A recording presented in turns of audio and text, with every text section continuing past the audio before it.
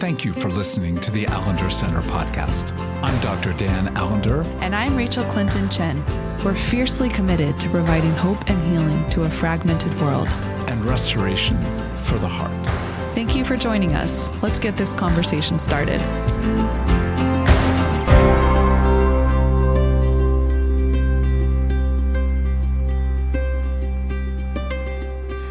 Yeah, I don't think we begin many podcasts with a truism. Do we? I mean, I don't know what a truism is. What's a truism? Kind of a statement like, like something that would be on a Hallmark card. Oh, okay.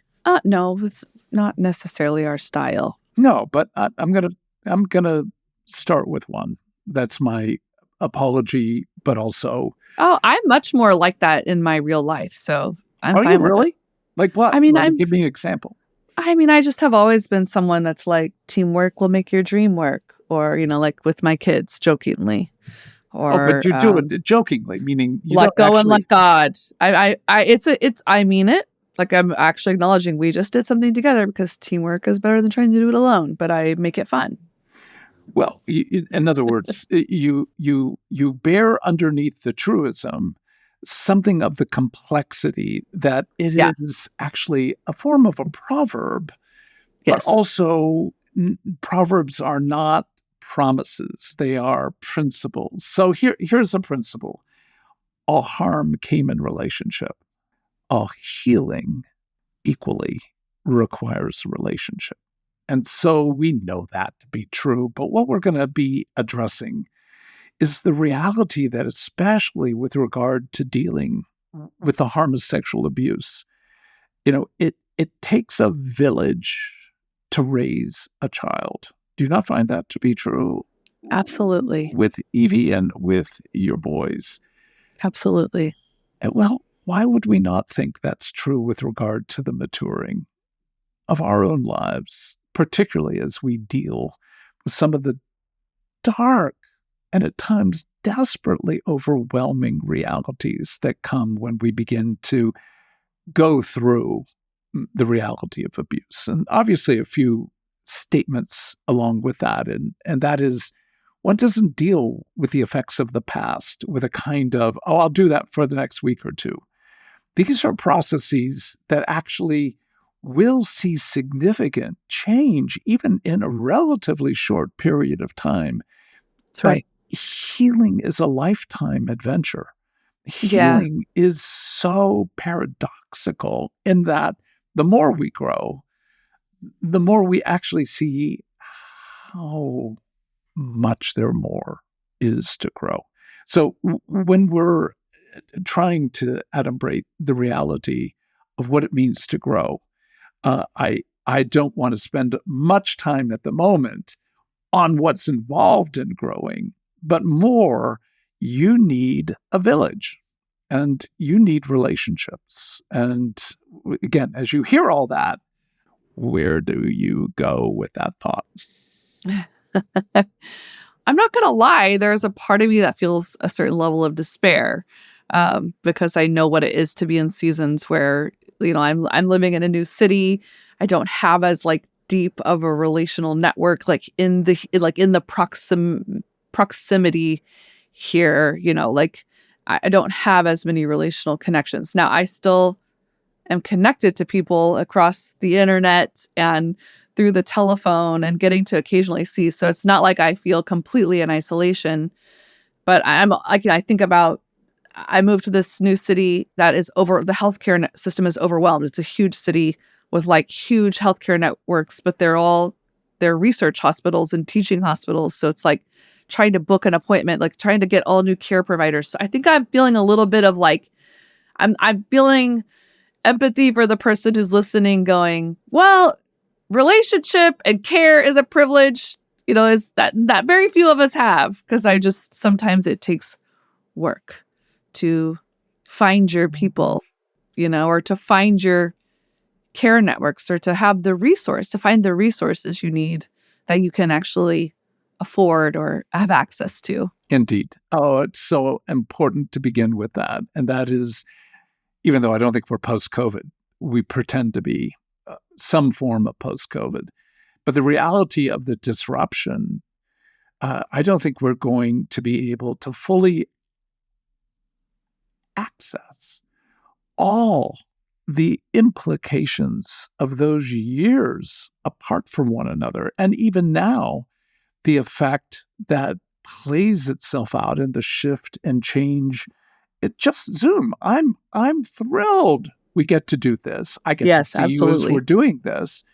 And yet there are so many contexts now in which I would have been with you at a Hmm. different season, but Right. because of the access of Zoom, which is easier to not commute, easier to be able to just get an appointment, get online, and have what feels like a very rich and good conversation, is Right. just not the same as bodies sharing in the same space. So we Yeah. don't really know yet. Research has not been done, at least that I'm aware of, in terms of how co-regulation is occurring through a medium like Zoom. But we know what it does, the co-regulation, when we're actually physically together. We know that simply, again, your smile uh, creates a rise of oxytocin in my body. Hmm. The warmth of your words and how they're spoken changes the valence of how my body feels in an interaction. And that there are, almost somewhere in the range of 80% of the effect of being physically with one another is not communicable by language. We are taking in the physical presence of the other and cues that we couldn't even tell you. Gosh, when your eyebrow rose a little bit, that this is how my body experiences. It's all moving so quickly, but we're right back to the point, and that is harm was done in relationship.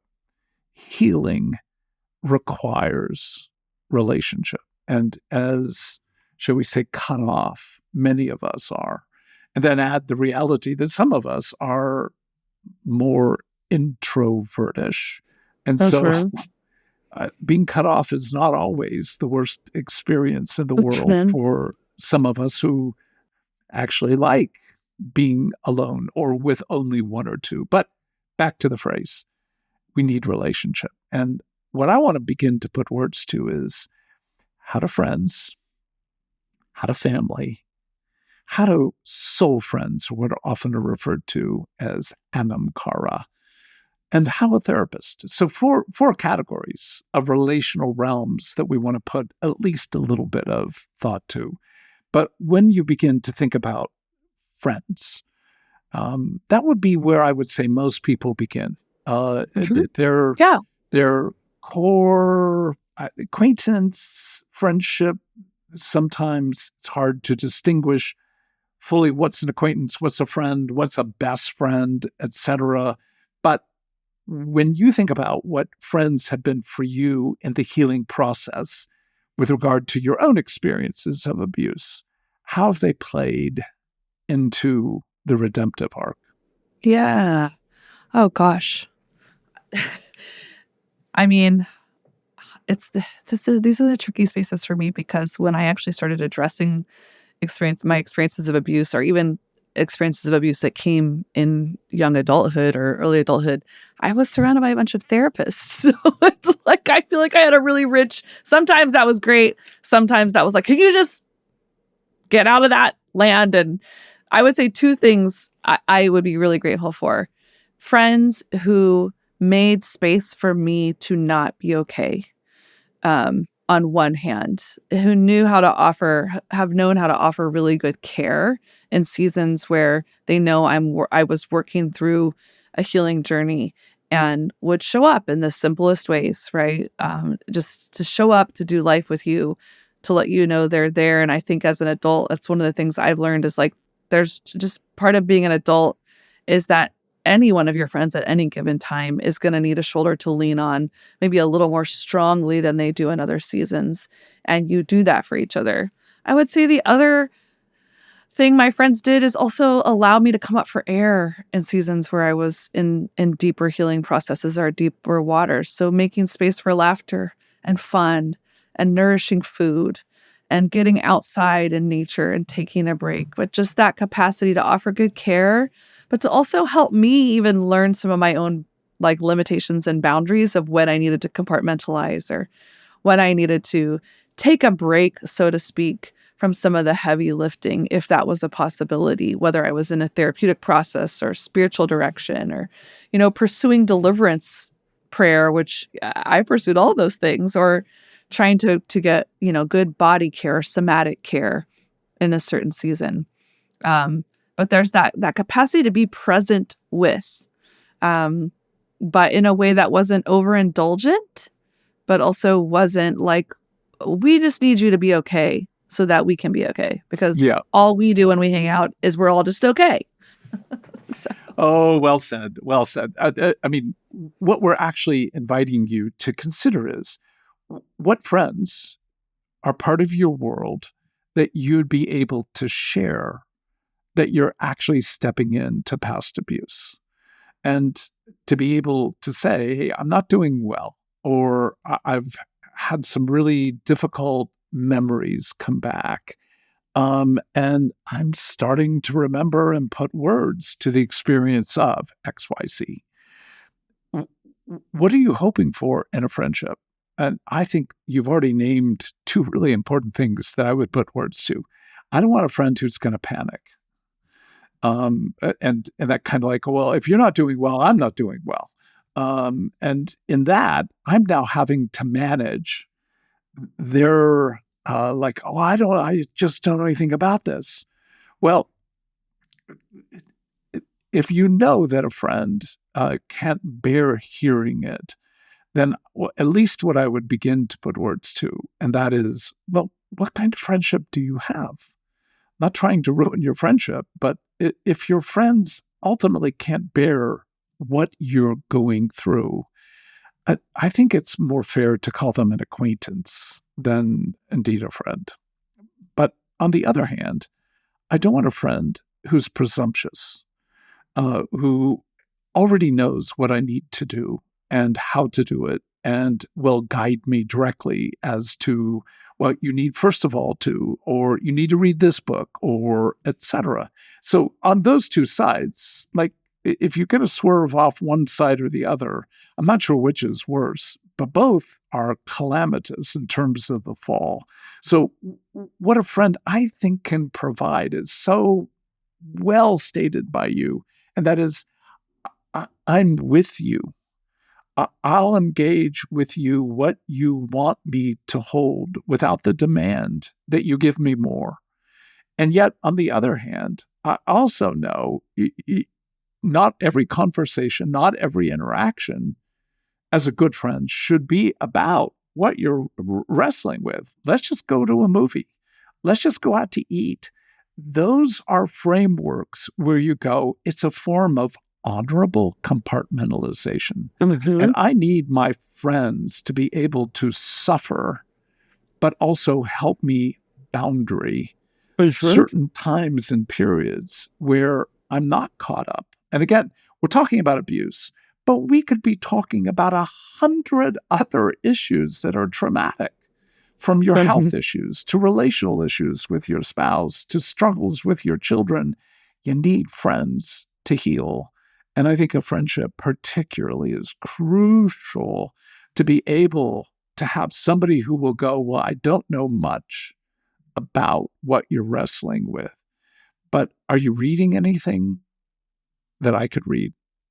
Are you learning things that, again, may not be your direct entry into your story and to what you're struggling with, but may help me understand what you're going through? So oftentimes, a good friend will want to grow in their ability to know what you're actually experiencing. And so books, podcasts, etc., become a linkage of language that allows us to know that when we're in that area, in a 35, 40-minute phone call, that I'm not just operating with kind of like, I'm so sorry. I feel so bad. Again, empathy and that sense of grief on behalf of is a great gift. In fact, it's maybe the first and essential gift. But I need more. I need people who will walk with me in terrain that I'm not personally familiar with. And that, I think, is what a friend provides. So where did you find, and ask a difficult question, where did you find friends not offering that you had to then address? I don't know if I have an answer to that question. Well, I'll go back to my two, and that is I'm different things that I've brought to friends who quickly offered spiritual, biblical frameworks that I've had to say, I believe it's true, but I'm moving toward it rather than able to carry it right now. Yeah. So oftentimes, I think in friendships, when good friends who often don't know how to engage these difficult matters, again, it will sound presumptuous, but often need to be honored by being educated as to what we know will not be of help to us. So I've had to say to dear friends, that's not helpful. This would be helpful. And at least with a couple friendships that aren't used to engaging these kinds of matters, they've taken those prompts really kindly and honorably and attempted to move into the hard conversations that I've needed. So I think those realities of a friend just don't be in a position where you write friends off without at least some level of experimentation. Yeah, it's a good word. So family, what do you need from family? And when you say family, are you talking about your immediate family? And are we talking about your spouse and your children? Are we talking about your parents and your siblings? Who are we talking about? Et al. Everybody that in some sense would call themselves family. The presence of your brothers, sisters, your mom and dad, uncles, aunts. Again, knowing that most people who have large families, and me, with an only child, with a mother who was an only child and a grandmother who was an only child, let's just say family is rather narrow.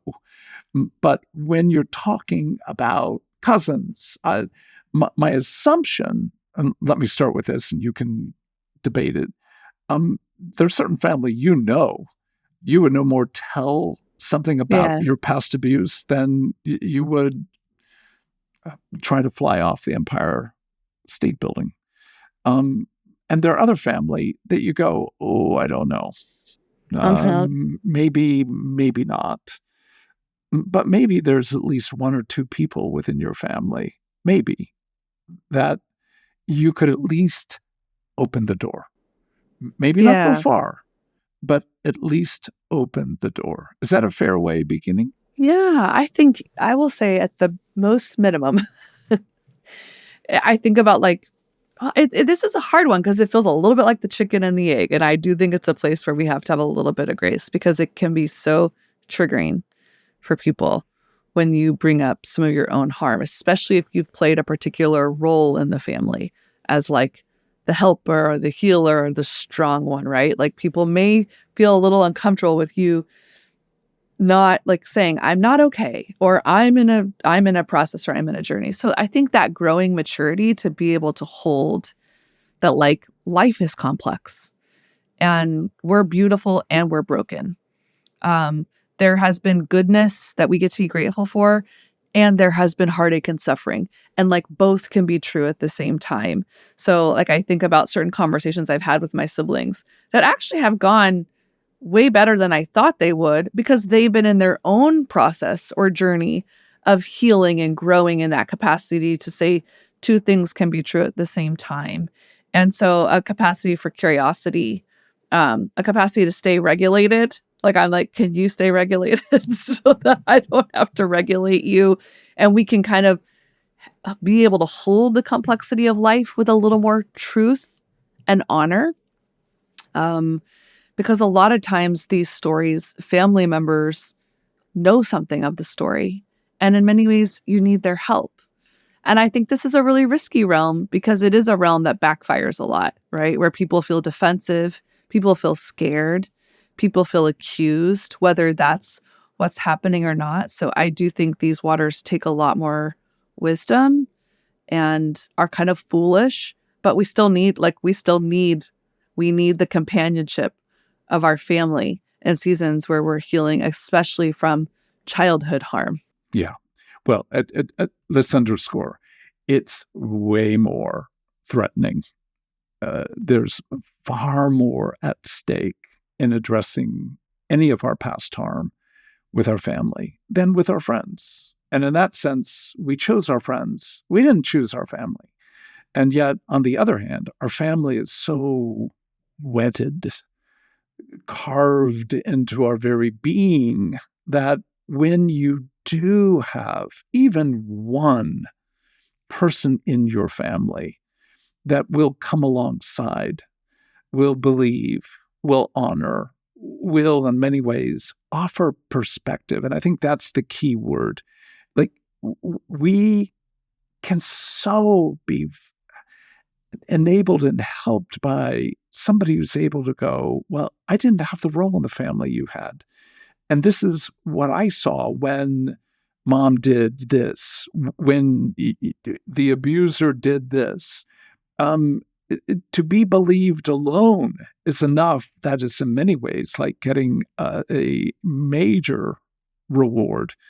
But to even be furthered into pondering what they saw, what they experienced about you, about the world that you were in, that is beyond valuable. Again, I'm going to use the word information, but it's more confirmation. For sure. That really is the power of a witness. One person witnessing what you endured with honor, with grief, perhaps with even anger on your behalf.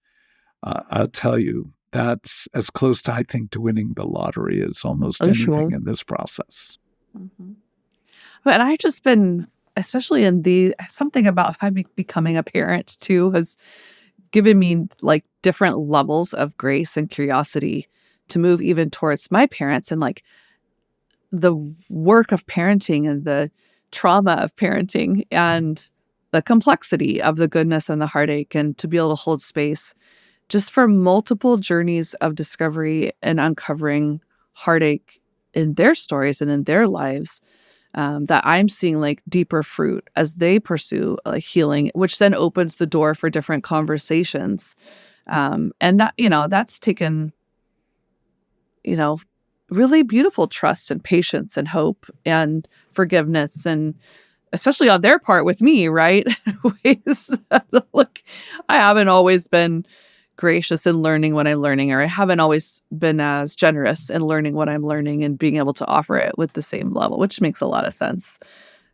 Different power dynamics, but there can be, and I know for many people, the thought of ever talking to any family member hasn't gone well. It's led to having to make decisions to, take seasons of being out of relationship with family. So this is a place that holds a tremendous possibility and also tremendous heartache. Indeed. And again, we need relationships. Absolutely. But one has to choose on the basis of safety first. That's right. And honoring that we want you to take risks, but not jumping 20 feet between one side of a chasm and the other. If it was even a 2-foot jump, and it's a 1,000-foot fall, I'd want to go, let's measure. Let's get you running and take a leap, and we'll actually measure. And out of 5 times, what's the average? And then be able to go, okay, all right, you can do this 2-foot, 2-yard jump, but nothing more. So being able to honor that you got a pretty good sense in your family who can bear at least the initial statement of, I'm dealing with past abuse, and I'm not going to name my abuser. I'm not going to name any of the context. I'm simply wanting you to know that I'm in the middle of this. So even that level of risk opens up a possibility for seeing what that parent, what that sibling will do. And when that sibling or what starts with all the debris fields that we named in the other podcasts, like, well, you just need to forgive, or it's so much in the past, and who even knows if your memory, et cetera, et cetera. Those are the moments to be able to go, well, I don't agree, and I don't feel particularly safe with you to be able to go any further. Name it. You got a boundary. Don't pursue until you see that person making at least some, okay, what is it that you need just basic human curiosity and kindness will open the possibility of more of an interaction. Well, I have a third category as to, you need friends. Yes, you need family if they are available and that you have tested and honored to see if that's safe. But, the old word, anamkara. Yeah, it's a Celtic word. I think it's a Celtic word And what I understand it to mean is a soul friend. Somebody who will engage. Oh, I know this is some degree of bifurcation, not just your life and story, but something of your spirit in the middle of this. So when you think of spiritual directors, when you think of people who have walked with you, not just friends, not just family, but very consciously as a spiritual guide, I know you have been deeply, shall we say, affected with great benefits of anamkaras in your life. Yeah.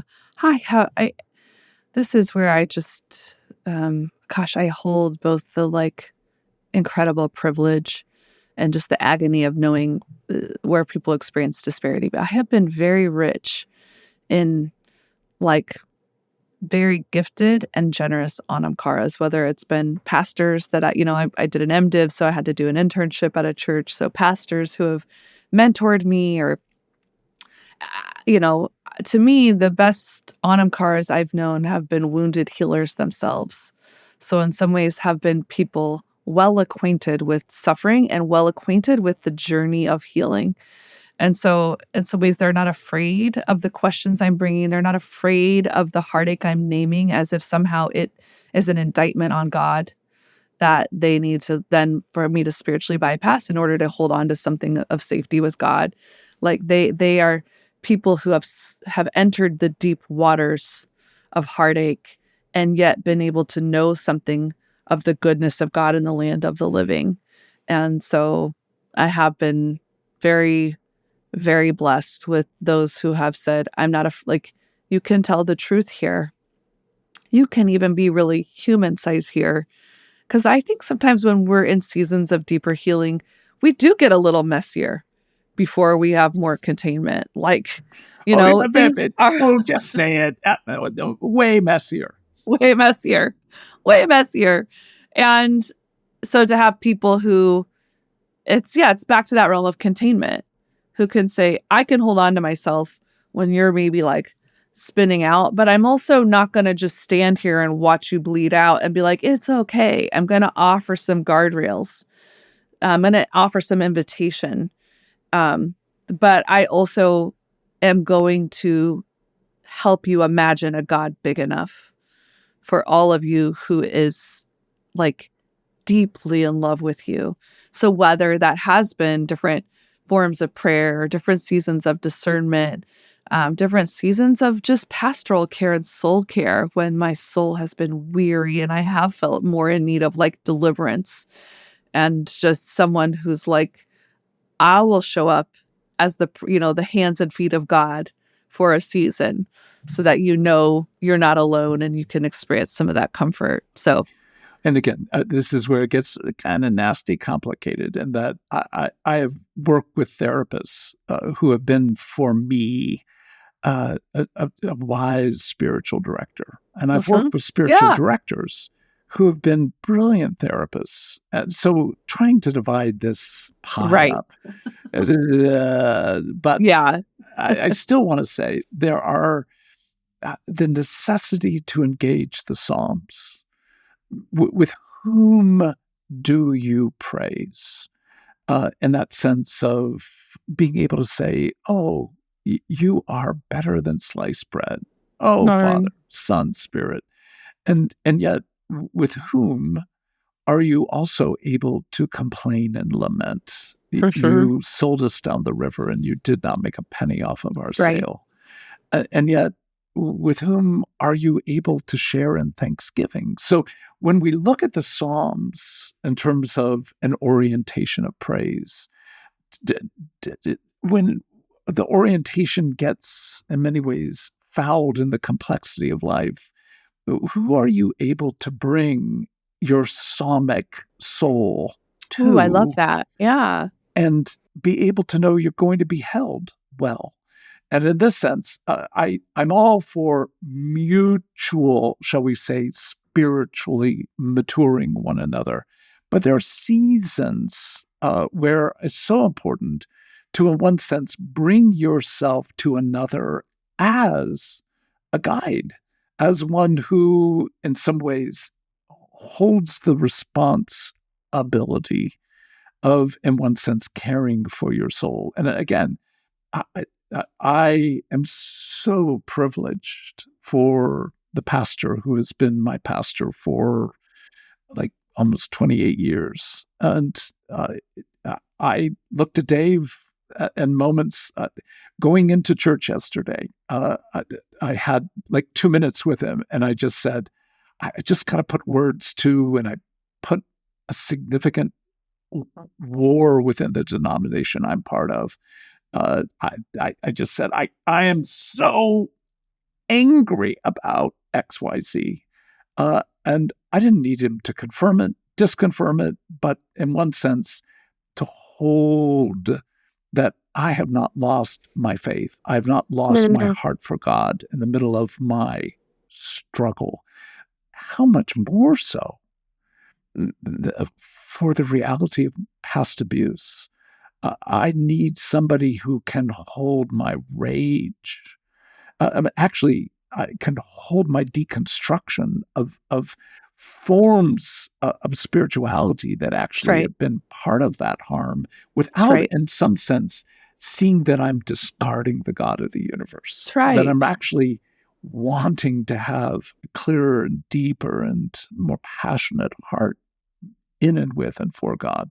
So that anamkara, that soul friend. Now, again, if it happens to be a good family member, that's fabulous. And if Yeah. it's a good friend, we're not trying to make these divisions. Like you need two from item one, you need one from, but oftentimes it will be separate people. And when we come to this last category, we could spend quite a bit of time on.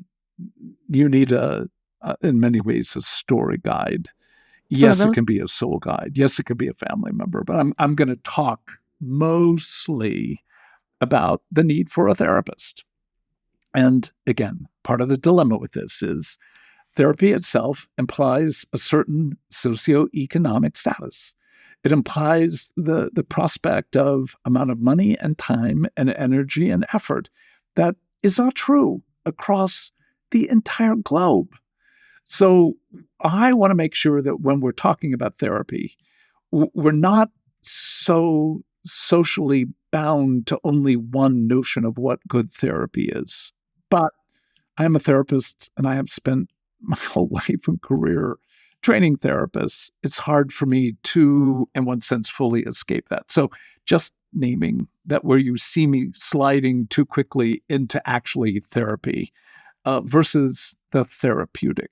And I'd rather use that phrase. You need a therapeutic friend who could be a therapist, could be a pastor, could be a plumber, could be your uncle. but you need a therapist. Where does that all take you? Yeah, I mean, it's just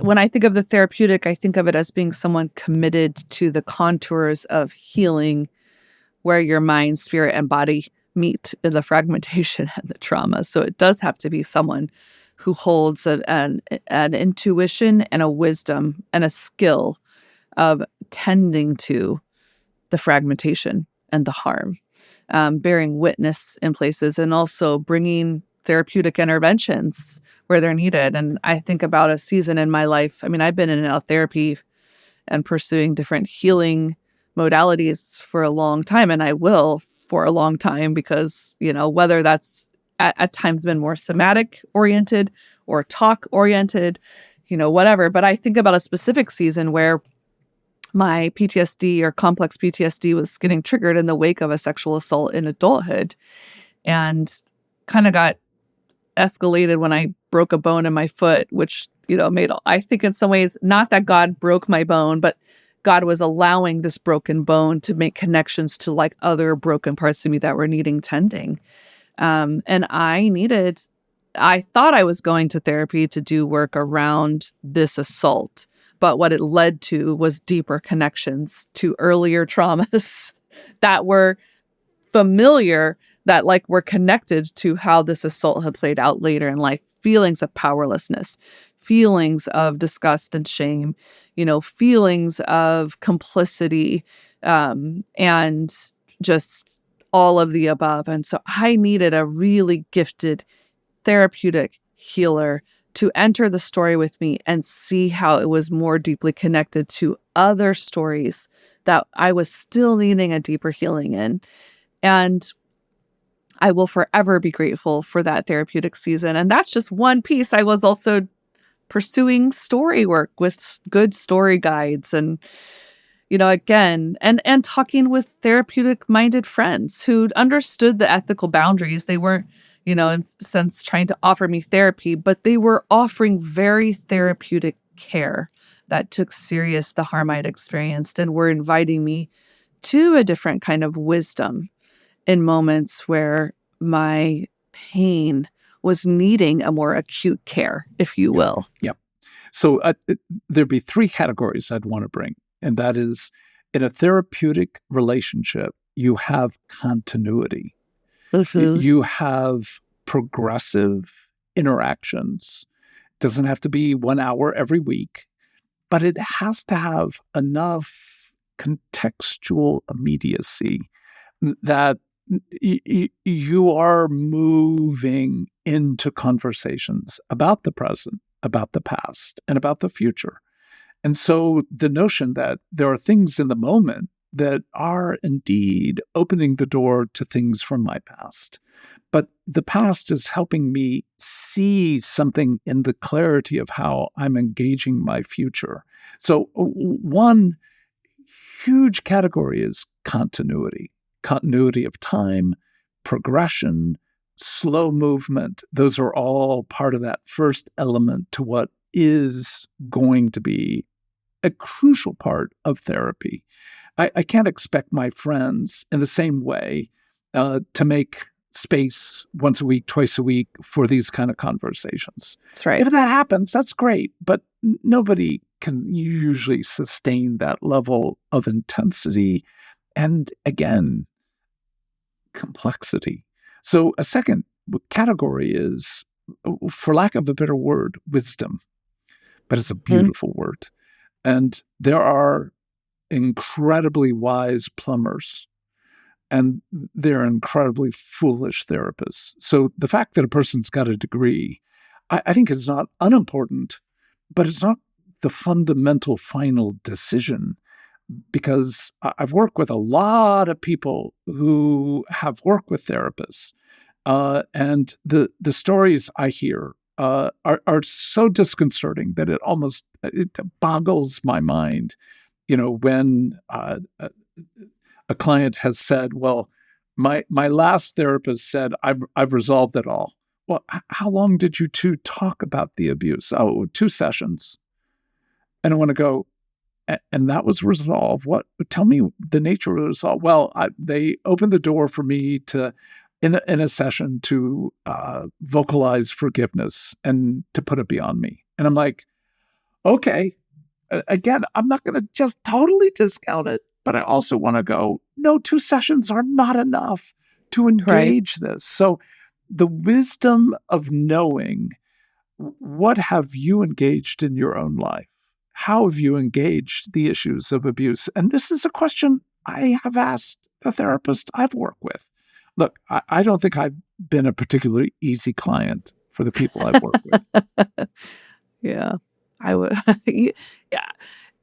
It's hard for brilliant therapists, wise, gifted, kind therapists to be in a therapeutic alliance with other therapists. I actually have several that I would say it's just been life-changing. But our first conversations, like along the lines of, what I would often ask would be, how can I be of help? And when I got asked something like that, it was like, well, Can just imagine. I need to address a few things with you before I step into that. And again, how comfortable, how willing to engage. And, with one particular therapist who was not a believer, I said, I need to know how you've engaged people of faith. Now, I must admit, my own faith orientation is a little different than some of people that you may have worked with, but maybe not. So, being able to honestly engage questions with a good therapist who's not offended by, or it's like, thank you for asking. And again, this is your session. It's your hour. If we spend the first 10 hours with you questioning me, I'm good. It's your time to use in whatever way you wish. So having clarity as to, well, how many people have you worked with who have a history of past sexual abuse? And again, I don't know how to ask it better than this, but what's your understanding of what needs to be addressed in addressing this? So opening the door to, again, this is going to take time. There needs to be continuity, but there also needs to be this depth of wisdom and experience.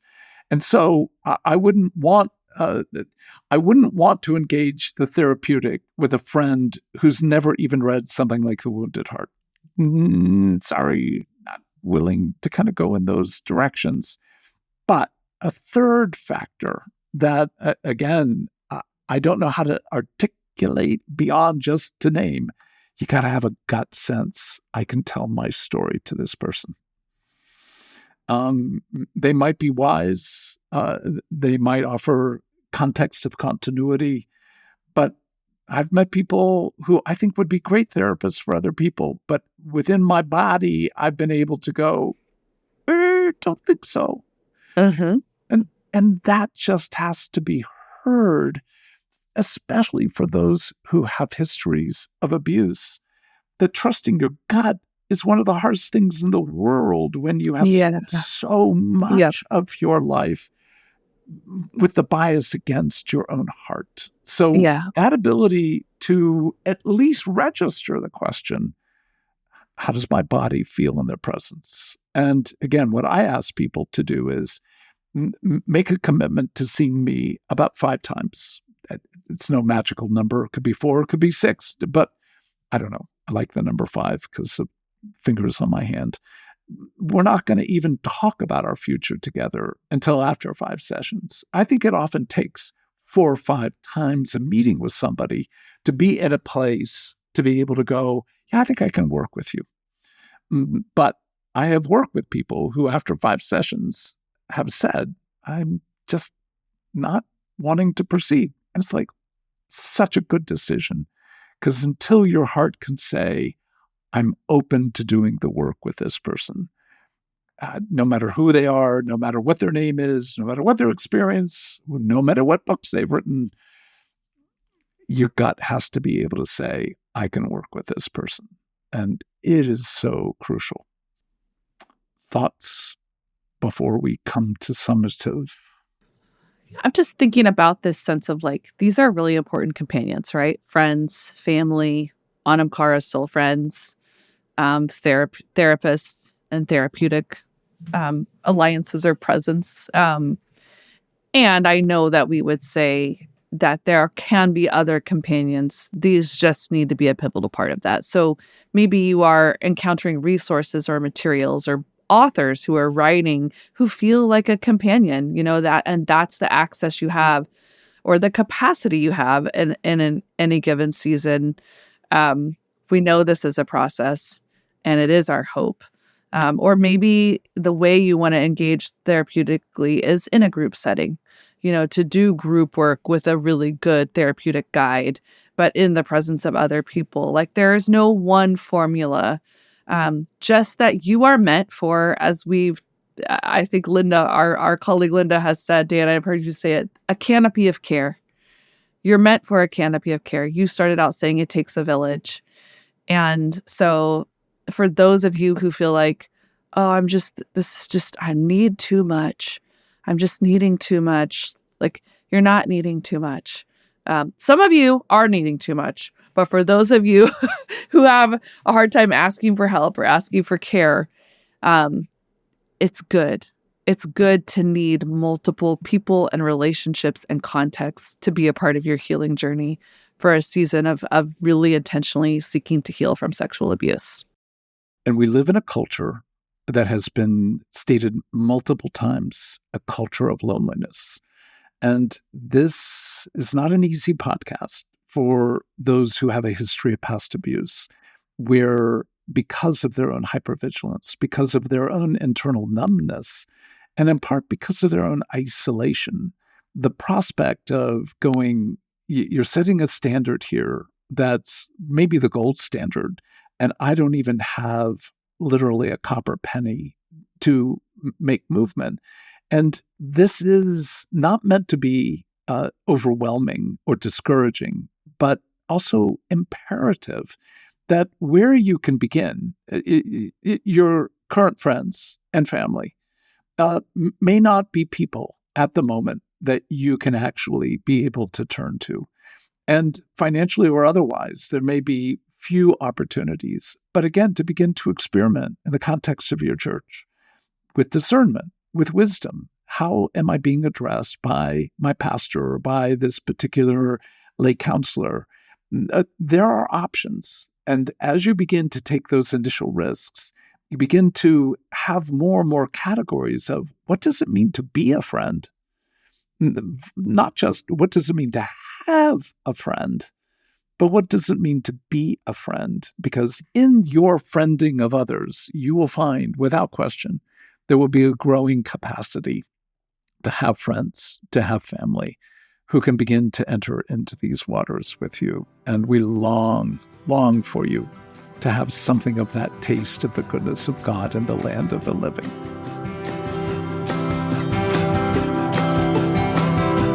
The Allender Center podcast is produced by the Seattle School of Theology and Psychology. If you'd like more information about the Allender Center, you can look at theallendercenter.org.